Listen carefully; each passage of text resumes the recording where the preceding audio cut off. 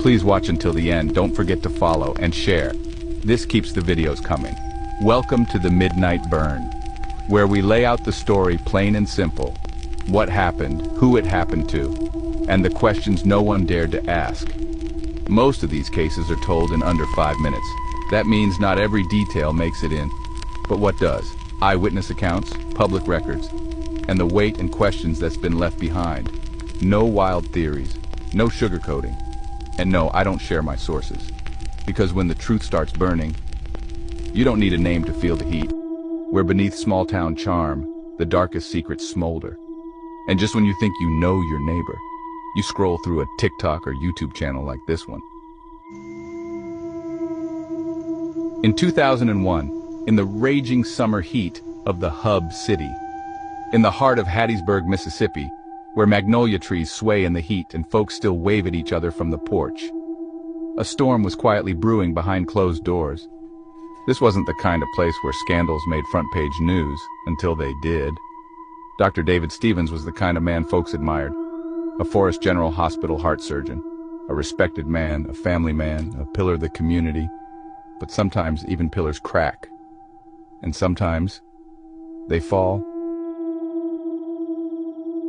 To his daughter Kristen, her father's voice was the sound of stability, of home, of everything good and grounded. But years later, that same voice would haunt her memories, tangled with guilt, betrayal, and murder.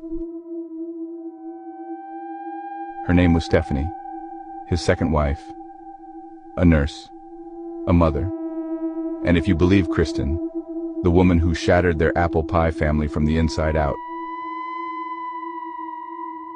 They met at the hospital.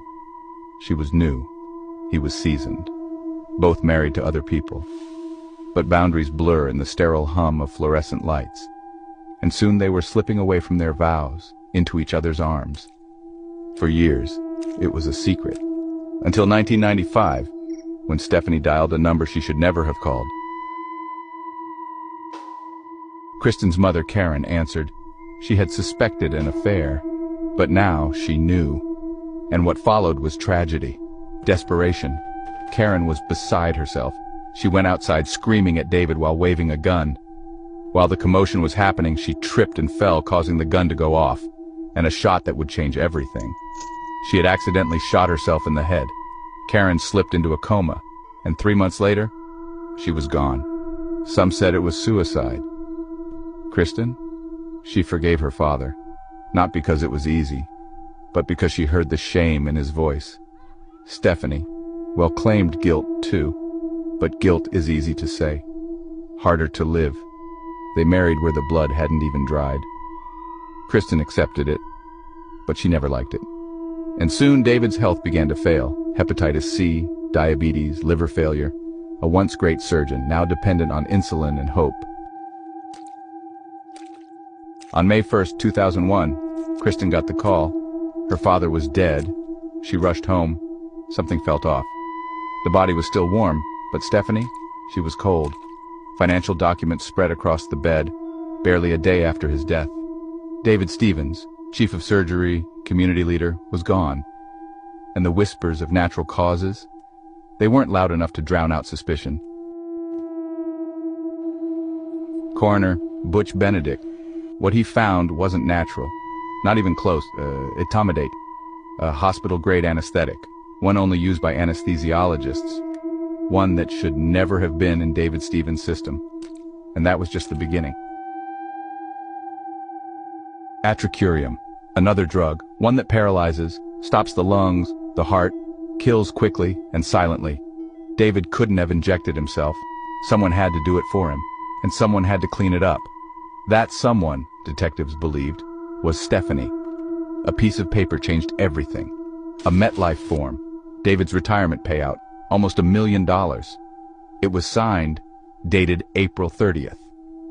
But MetLife hadn't even mailed the form yet. Who signs a form they've never received? Who cashes out the day before they die? Somebody who wanted his money.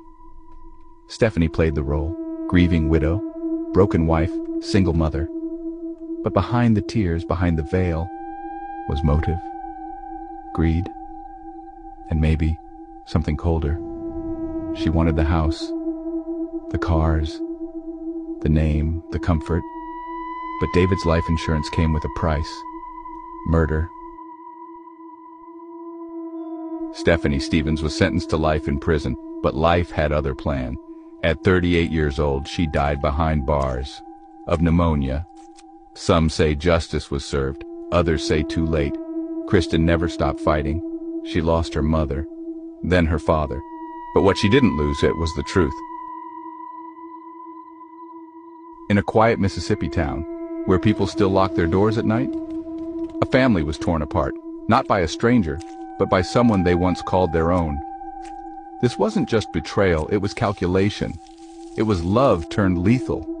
And it left a daughter asking one question: did she kill him, or just wait for him to die? In the quiet shadows of Hattiesburg, Mississippi, justice didn't knock. It burned the whole damn house down.